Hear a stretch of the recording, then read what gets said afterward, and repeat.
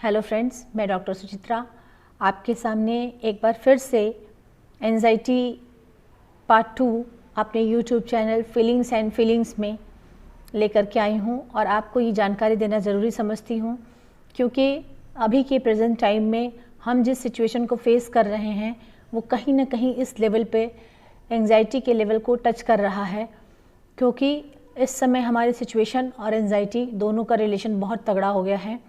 कल मैंने आपको जनरल एंजाइटी के बारे में बताया था कि एंजाइटी होती क्या है।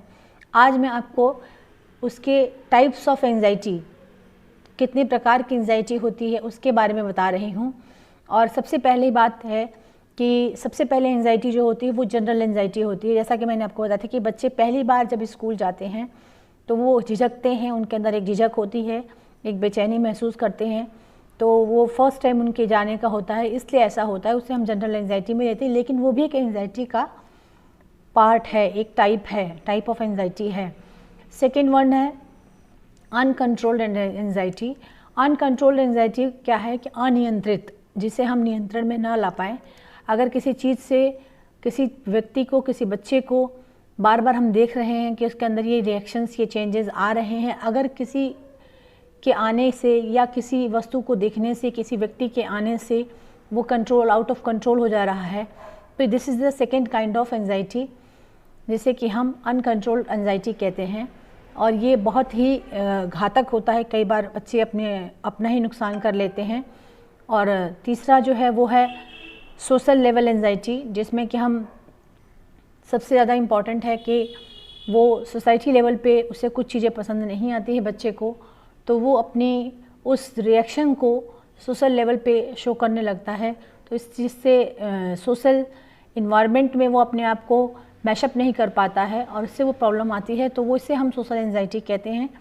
सोशल एंजाइटी भी बच्चों के लिए बहुत ख़तरनाक होती है, क्योंकि बच्चे कहाँ क्या रिएक्ट कर रहे हैं ये पेरेंट्स को देखना बहुत ज़रूरी होता है इसमें, कि किस व्यक्ति के सामने, किस चीज़ से, किस सोसाइटी लेवल पे वो बिलोंग करते हैं, किस सोसाइटी लेवल पे जाने पे उनके अंदर ये एंजाइटी क्रिएट हो रही है, इसे जानना बहुत ज़रूरी होता है।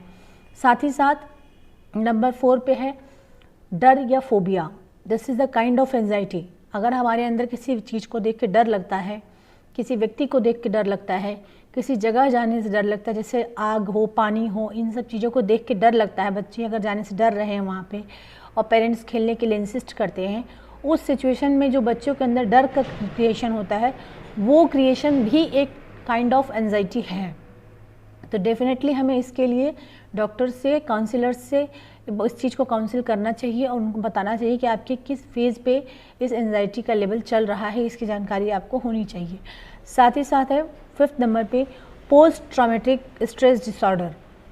ये आपका पोस्ट ट्रॉमेटिक स्ट्रेस डिसऑर्डर जो है, ये आपके स्ट्रेस लेवल पे डिपेंड करता है कि आप किस तरह के स्ट्रेस को फेस करके आप बढ़ रहे हैं, नहीं बढ़ पा रहे हैं, तो क्यों नहीं बढ़ पा रहे हैं, इसकी जानकारी आपको होनी चाहिए। यदि आप खुद से इस चीज़ को नहीं समझ पा रहे हैं तो डेफिनेटली आपको किसी भी काउंसलर से मदद लेनी चाहिए, किसी भी काउंसलिंग करने वाले से मदद लेनी चाहिए और आपको अपनी प्रॉब्लम बतानी चाहिए कि हाँ, आप इस चीज़ को रिएक्ट नहीं कर पा रहे हैं या इस चीज़ के बाद आपके माइंड ब्लॉक हो जा रहा है, आप काम करना बंद कर दे रहा है, आप समझ नहीं पा रहे हैं उन चीज़ों को।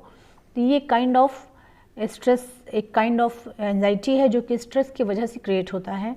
और इसके बारे में जानकारी बच्चों के लिए भी ये बहुत ज़रूरी है कि आप जानें कि बच्चों के अंदर ये एंजाइटी अगर क्रिएट हो गया है तो इसका ज़रूर काउंसलिंग कराएं, क्योंकि काउंसलिंग से ही इसका इलाज है। मेडिसिन, इसका इलाज बहुत हद तक मेडिसिन अवॉइड करना चाहिए, मेडिसिन से बेटर है कि आप काउंसलिंग कर लें। नंबर 6 आप देखिए घबराहट। अगर हम किसी चीज़ को देख के बार बार घबराहट होने लगती है, बेचैनी होने लगती है, या हम अपने आप को में किसी चीज़ से हम फील करते हैं कि हम बहुत ज़्यादा प्रॉब्लमेटिक फील कर रहे हैं, वो कंडीशन भी आपके लिए एक तरह से एंजाइटी की ही कंडीशन है, क्योंकि घबराहट या बेचैनी ये एक तरह का सिम्टम है, एंजाइटी का ही सिम्टम है ये।